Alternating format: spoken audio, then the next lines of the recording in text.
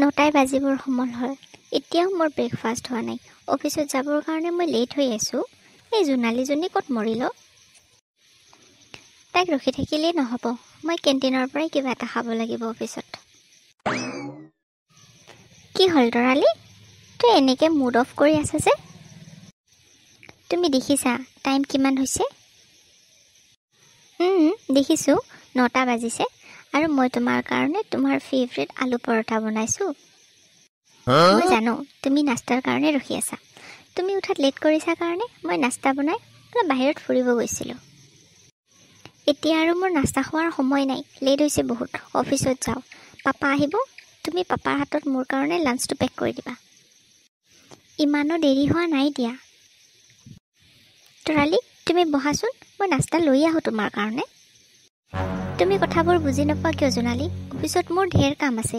এনেকৈ ইয়াতে নাস্তা কৰি থাকিলে নহ'ব। মই এনেই লেট হৈছোঁ। গোটেই দিনটো তুমি ঘৰতে থাকিবা।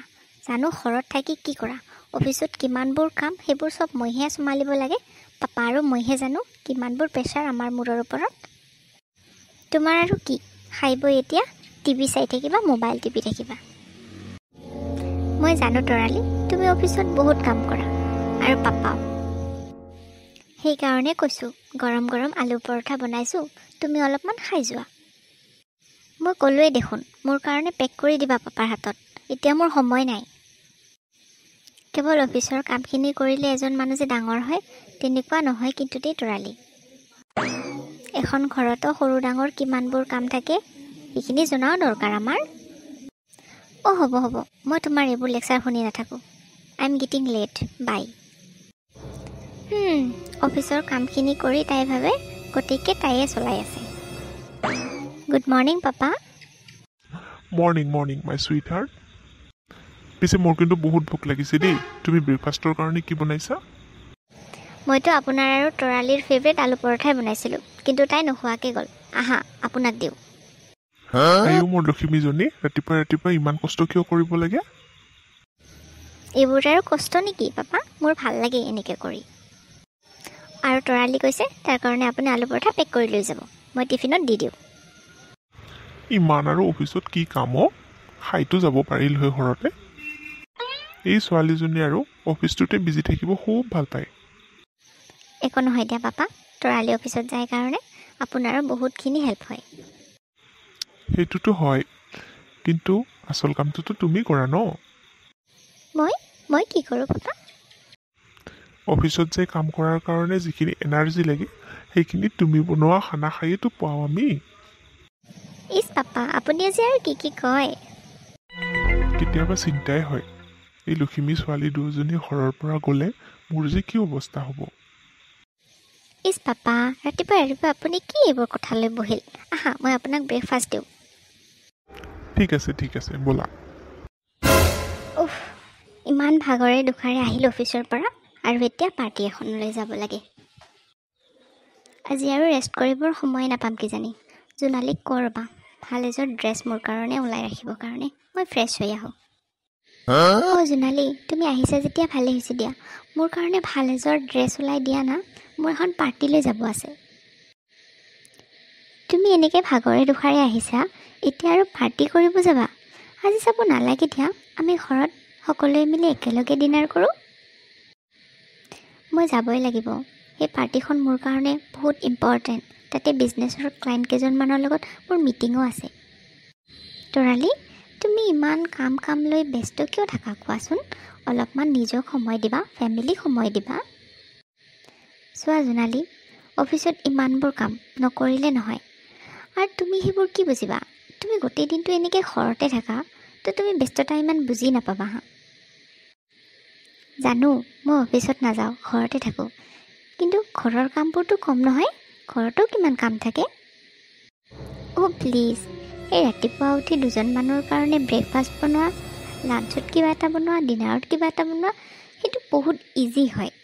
কিন্তু অফিচত গৈ তাতে ইমানবোৰ মানুহক মেইনটেইন কৰা, সেইটো ইম্পচিবল তোমাৰ কাৰণে। আমি দুজনী টুইন ছিষ্টাৰ হ'ব পাৰোঁ, কিন্তু আমাৰ মাজত একোৱেই মিল নাই। কেৱল ফেচ দুটা একে হ'লে পাৰ্চনেলিটিটো একে হৈ নাযায় নহয়।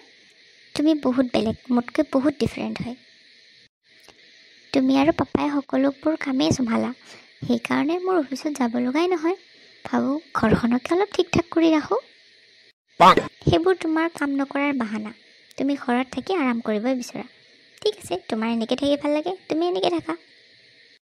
আৰু মই কি কৰিব লাগে নালাগে সেইবোৰ তুমি মোক নক'বা। প্লিজ মোক অৰ্ডাৰ নিদিবা। মোৰ ছিষ্টাৰ হোৱা, ছিষ্টাৰৰ নিচিনা থাকা। মোৰ মা হ'ব চেষ্টা নকৰিবা।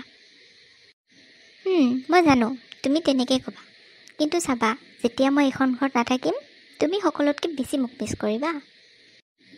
অ' গড, সেইটো দিন যিমান পাৰে সোনকালে আহক, মই সেইটোৱে প্ৰাৰ্থনা কৰোঁ। তুমি গ'লে মই কেতিয়াও তোমাক মিছ নকৰিম, চাবা। দেখিম নহয়। এতিয়া আহা, মই তোমাৰ কাৰণে ভাল এযোৰ ড্ৰেছ ওলাই দিওঁ। মাজনী, ডাঙৰ মাজনী, এইফালে আহাচোন। পাপা, আপুনি মোক মাতি আছিলে নেকি? মাজনী, মোৰ তোমাৰ লগত এটা জৰুৰী কথা আছে। কি জৰুৰী কথা পাপা, কোৱাচোন। মোৰ বিজনেছ পাৰ্টনাৰ ৰাকেশ আছিল নহয়, তোমালোকে সৰুতে লগ পাইছিলা, মনত আছেনে? অ' ৰাকেশ আংকল, অঁ আছে মনত। তুমিতো জানাই তোমাৰ ৰাকেশ আংকল ঢুকাবৰ আজি 5 বছৰেই হ'ল। সিয়াৰ বহুত সপোন আছিল তোমাক সিয়াৰ সৰু ল'ৰাৰ কাৰণে বোৱাৰী কৰি লৈ যাব, কিন্তু তাৰ আগতে বেচেৰা ঢুকাল। তোমাৰ অংকুৰৰ কথা মনত আছেনে? সৰুতে তোমালোকে একেলগে খেলিছিলা, তাৰপিছত তোমালোক দুজনীও বাহিৰত পঢ়িবলৈ গ'লা আৰু অংকুৰেও বিদেশত পঢ়িব গ'ল। অঁ পাপা, মোৰ অংকুৰৰ কথা মনত আছে, কিন্তু বহুত বছৰ হ'ল নহয়, সিহঁতক দেখোন লগেই পোৱা নাই। সিদিনাখন পাৰ্টি এখনত লগ পালোঁ অংকুৰ আৰু সিয়াৰ মাক। ৰাকেশ ঢুকোৱাৰ পিছত সিহঁতৰ পৰিয়ালৰ লগত ইমান বেছি দেখাও নহয় এতিয়া। তো এনেতে সিদিনা কথাই কথাই অংকুৰৰ মাইকে তোমাৰ কথা সুধিল। জোনালী, সিহঁতে তোমাৰ আৰু অংকুৰৰ বিয়া হোৱাটো মোৰ আগত প্ৰস্তাৱ দিছে। মই সেই বিষয়ে তোমাক সুধিম বুলি ভাবি আছোঁ মাজনী। তুমি কি কোৱা? তোমাৰ মনত কিবা আছে নেকি? আপোনাৰ যিটো ভাল লাগে কৰা পাপা, মোৰ একো আপত্তি নাই। মই জানো জোনালী, তুমি এইটোৱে উত্তৰ দিবা। কিন্তু চোৱা মাজনী, তোমাৰ মা ঢুকোৱাৰ পিছৰ পৰাই তোমালোক দুজনীক মই অকলে ডাঙৰ কৰিছোঁ। মই জানো যিখন পৰিয়ালত তুমি যাবা তাত গৈও তুমি বহুত সুখত থাকিবা, আৰু তোমাৰ লগত থকা মানুহখিনিও বহুত সুখত থাকিব। তুমি লখিমী হয়। ঠিক আছে, তেতিয়াহ'লে অহাকালিও সিহঁতক আহিব দিওঁ আমাৰ ঘৰলৈ। আপোনাৰ ইচ্ছামতে সকলোখিনি কৰিলে হ'ল পাপা। কিন্তু এই বিষয়ে তৰালি গম পায়নে নাপায়? তাইতো অফিচৰ কামত ইমান ব্যস্ত, মোৰ লগত কথা পতাৰো সময় নাই। আজি আহিলেই তাইকো কথাটো জনাম। তোমাৰ মতামতটো জনা বেছি দৰকাৰ আছিল কাৰণে তোমাক সুধিলোঁ আগত। তুমি সঁচাই কৈ আছানে জোনালী? সঁচাই তোমাৰ আৰু অংকুৰৰ বিয়া হ'ব? মই ইমান নাজানো, পাপাই মোক জাষ্ট কথাটো সুধিছে আৰু মই তোমাক সুধি আছোঁ। কোৱা না, মই কি কৰিম এতিয়া? কি কৰিবা মানে? বিয়া হৈ যোৱা আৰু মোক শান্তিত থাকিব দিয়া। মই বহুত নাৰ্ভাছ হৈ আছোঁ তৰালি, মোক অলপমান হেল্প কৰা না তুমি। কিবাটো ভাল ছাজেশ্যন দিয়া। মই ভাবি আছোঁ তুমি গ'লে মোৰ লাইফটো কিমান ফ্ৰী হ'ব। ৰাতিপুৱা সোনকালে উঠিব নালাগিব, ইটো কৰিছা কিয়, সিটো কৰিছা কিয়, ইটো এনেকৈ কৰিছা কিয়, ইটো এনেকৈ হ'ব লাগিছিল, এইবোৰ মোৰ শুনিব লগা নহ'ব। আৰু তাৰ বাহিৰত ক'ৰবাত গ'লে বাৰ বাৰ ফোন কৰি মোক ডিষ্টাৰ্ব কৰা মানুহ নাথাকিব। ৰাতি বহুত হৈছে, এতিয়া ঘৰত আহা, পাপাই চিন্তা কৰি আছে, মই ৰখি আছোঁ, এক্সেট্ৰা এক্সেট্ৰা। মই বিয়া হৈ বেলেগ এখন ঘৰলৈ গুচি যাম, তোমাৰ অকণো বেয়া নালাগিব তৰালি? কেতিয়াও নালাগে, মই ভালে পাম। আৰু মই যিমান পাৰোঁ অংকুৰক থেংকছ ক'ম, আৰু সি যাতে তোমাক বাৰ বাৰ ঘৰলৈ নপঠিয়াই সেইটোৰ কাৰণেও ৰিকুৱেষ্ট কৰিম। চাবা তৰালি, মই গুচি গ'লে তুমি সকলোতকৈ বেছি কান্দিবা এদিন। বাদ দিয়া, পাছৰ কথা পাছত দেখা যাব। পিছে মইতো সৰুতে অংকুৰক অংকুৰ বুলিয়ে মাতিছিলোঁ, এতিয়া জানো ভিনদেউ বুলি মাতিব লাগিব? আকৌ এতিয়াও তুমি অংকুৰ বুলি মাতিবা নেকি? ভিনদেউ হয়, ভিনদেউ বুলিয়ে মাতিবা ন? বাহ, এতিয়াৰ পৰাই ইমান মৰম। শ্বাট আপ তৰালি, অহাকালি সিহঁতে আহিব, তুমি জানা মই কিমান নাৰ্ভাছ হৈ আছোঁ আৰু তাৰ উপৰি তুমি এনেকৈ জিতি কথা কৈ আছা মোক। ব'লা ব'লা, আমি সৰুতে যে খাইছিলোঁ সেই আইচক্ৰীমৰ দোকানখনত, তাতে গৈ দুয়োজনে আইচক্ৰীম খাম। বিয়া হৈ গ'লে নাজানো আৰু কেতিয়া একেলগে আইচক্ৰীম খাব পাৰোঁ তোমাৰ লগত।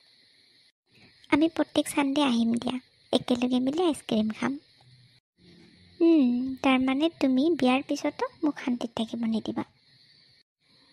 কেতিয়াও নিদিওঁ, ব'লা এতিয়া।